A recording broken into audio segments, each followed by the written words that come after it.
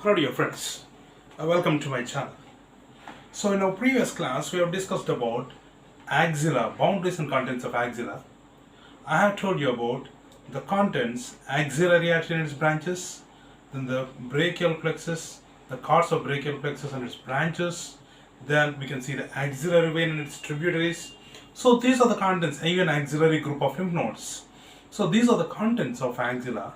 So in our previous class we have discussed about the axillary artery and its branches.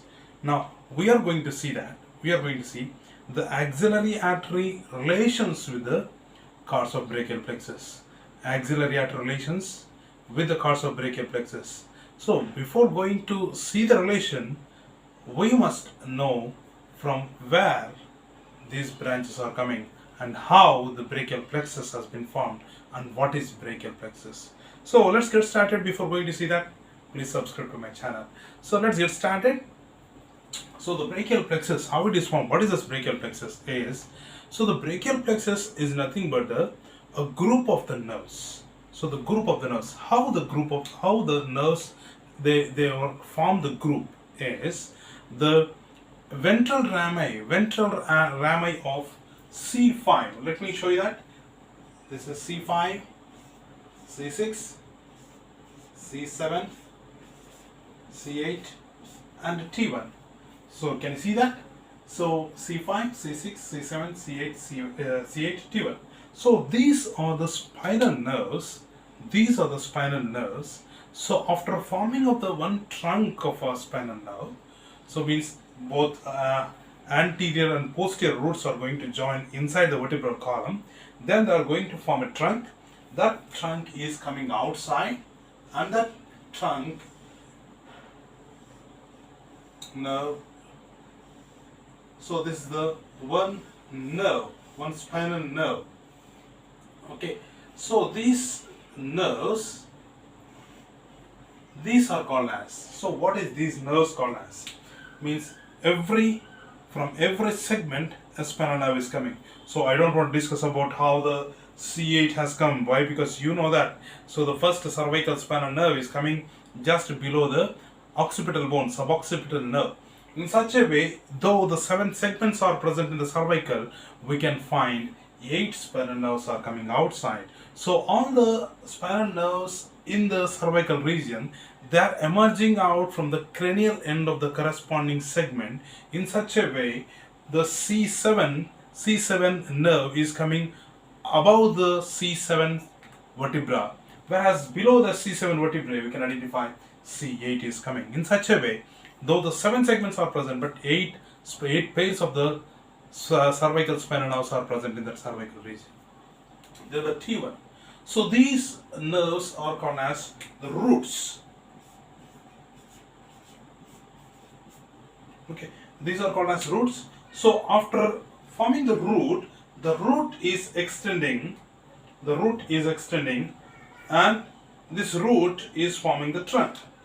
I just want to show that.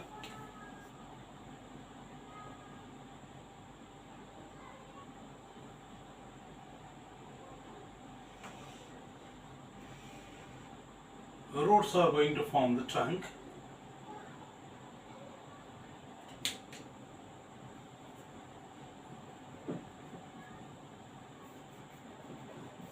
So here you can see that C5 and C5 and C6, they are going to join with each other and forms the upper trunk. Whereas the C7 it is extending as the middle trunk. Whereas C8 and T1, they are going to join with each other and forms the lower trunk. So here you can see the roots. I have just labeled here as roots. Then after that, it is forming the trunks. You can write here as trunks. So how many trunks are there? There are 3 trunks: upper trunk, middle trunk and lower trunk. Let me label this as upper trunk, upper, middle and lower trunk. So what is going to happen here is this upper trunk, it is having 2 divisions. One is anterior division and then another division is posterior division. So I have used the another color for demarcate. Clearly you can see that this is anterior division. Red color one is anterior division. Green color one is posterior division. Okay. So this is how the three trunks they are going to have the two divisions, anterior division and the posterior division. Let me label it as clearly anterior, posterior, anterior, posterior, anterior and posterior. Then what's going to happen here is, so the anterior divisions of upper trunk, anterior division of upper trunk, middle trunk, they are going to join with each other and forms a trunk and forms a cord. This is forming a cord. And then posterior division of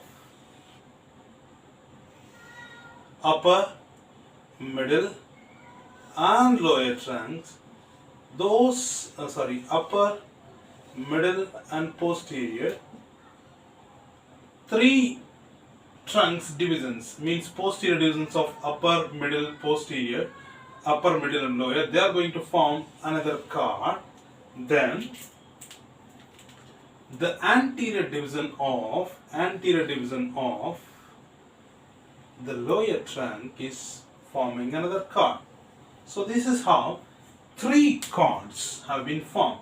So the one which is present laterally, we can call it as, so the anterior divisions of upper trunk, anterior divisions of middle trunk, it is forming lateral cord.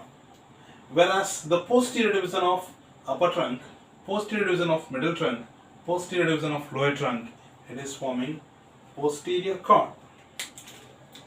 Whereas the anterior division of lower trunk, it is extending as medial cord. So LC means lateral cord, PC means posterior cord, MC means medial cord. This is how the three cords have been formed. So in such a way, can you see that there are so many nerves? You can identify the roots, then the trunks, then the divisions, then the cords. Roots, trunks, I just want to label it here, divisions. So then here you can see the cords.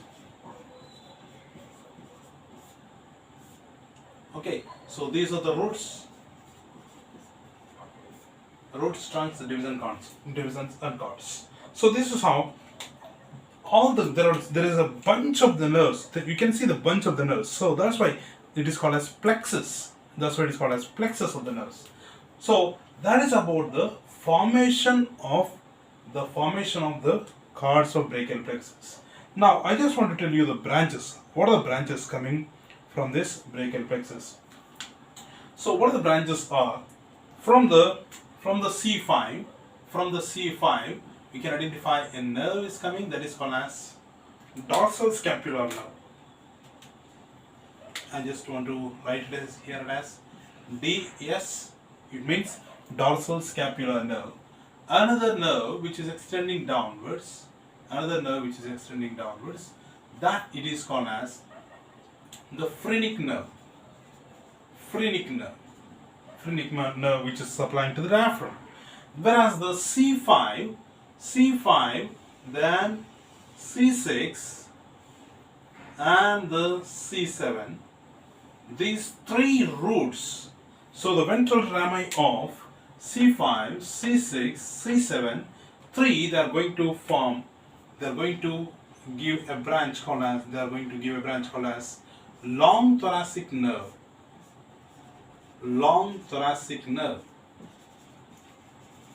This long thoracic nerve which is going to supply to the muscle called as serratus anterior. So where we can see that in our previous class we have seen the lateral thoracic artery, which is a branch of second part of axillary artery, where we can identify the same area. We can also see this long thoracic nerve which is supplying to the serratus anterior. So that is about the branches which are coming from this C5, then which are the branches, two branches, dorsal scapular and phrenic nerve from the C5, C6, C7. They are giving a branch called as long thoracic nerve. Then after that, from the upper trunk we can get two other nerves. So this is called as nerve to subclavius. Nerve to subclavius. So subclavius is a muscle of the pectoral region, and suprascapular nerve. Suprascapular nerve, which is extending posteriorly and supplies to the supraspinatus and infraspinatus. So that is called as suprascapular nerve. Nerve to subclavius, which is supplying to the subclavius muscle, which is present in the pectoral region. Then what are the other branches? What are the other branches coming from this? All the divisions and the cords. That we'll see that. So these nerves we can call it as 1, 2, 3, 4, 5 nerves. They are called as, those nerves are called as supraclavicular branches. Supraclavicular branches means these 5 branches which are coming above the clavicle. So origin of this, all the 5 nerves is above the clavicle. Nerve to subclavius, suprascapular, then dorsal scapular, phrenic nerve, and the long thoracic nerve. So those nerves are coming from above the clavicle. Then below the clavicle also some nerves are coming. Now I will explain about this now. So you have any doubts on this? No, right? So you can identify how the lateral cord has been formed, posterior cord has been formed, medial cord has been formed. Now I just want to rub it off, and then I am going to show the infraclavicular branches.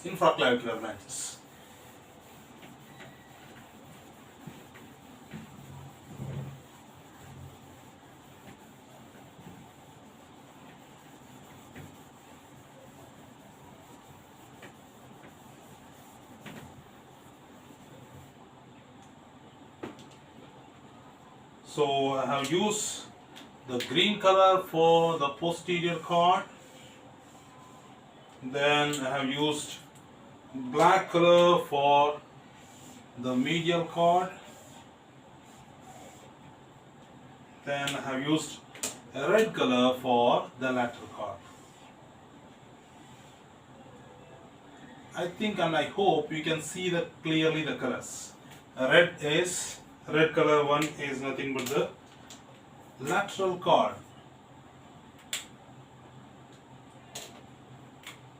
and this is lateral cord, and this is posterior cord, and this is medial cord. So we have seen the supraclavicular branches. Now I am going to explain the infraclavicular branches. So what are the infraclavicular branches? I think you can see clearly the 3 cards which I have drawn here. So in our previous, which I have rubbed it off, I have shown the lateral cord, posterior cord, and the medial cord. Now the branches, it is very easy to remember the branches from every cord. So from the lateral cord you can get 3 branches. One is extending laterally, that is called as musculocutaneous nerve. This nerve, it is called as musculocutaneous nerve. Musculocutaneous nerve. So this musculocutaneous nerve, which is first supplying to the coracobrachialis. So I don't want to extend about it. Why? Because in the next class I am going to explain about every branch and to which muscles these branches are supplying. I am going to explain. So just see these branches here. Then the other branches are here. You can identify the branch called as lateral pectoral nerve. So this is called as lateral pectoral nerve. So briefly you can see that it is piercing the clavipectoral fascia. Then other nerve is called as lateral root. So this is the lateral root. So this lateral root of lateral cord. So this lateral root which is going to join with the medial root of the medial cord. I am going to explain about it later, no need to worry about it. So this is called as lateral root. You can do as LR, lateral root. So to remember these three branches, remember this mnemonic LML, lateral pectoral nerve, then musculocutaneous nerve, then you can identify the lateral root of the lateral cord of brachial plexus. Then from the posterior cord of brachial plexus, we can identify 5 branches which are coming, infraclavicular branches. Those 5 branches are,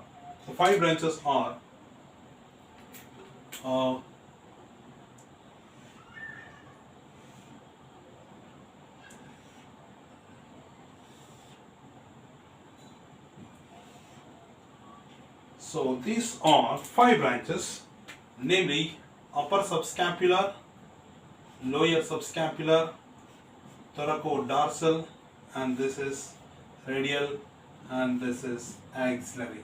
Upper subscapular, lower subscapular, thoracodorsal, radial, and axillary.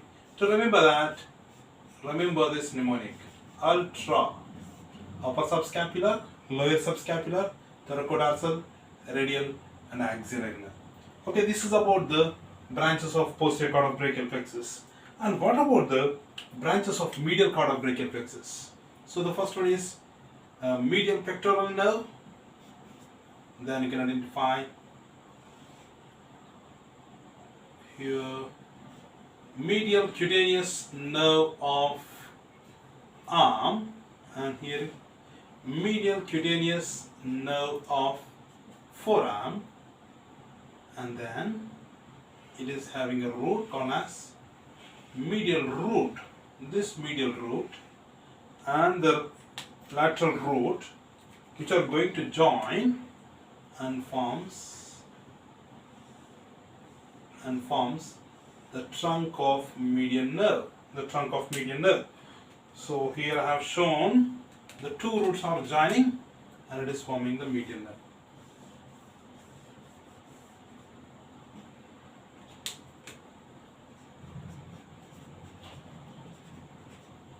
This is median nerve, and here the branches of the medial cord of brachial plexus.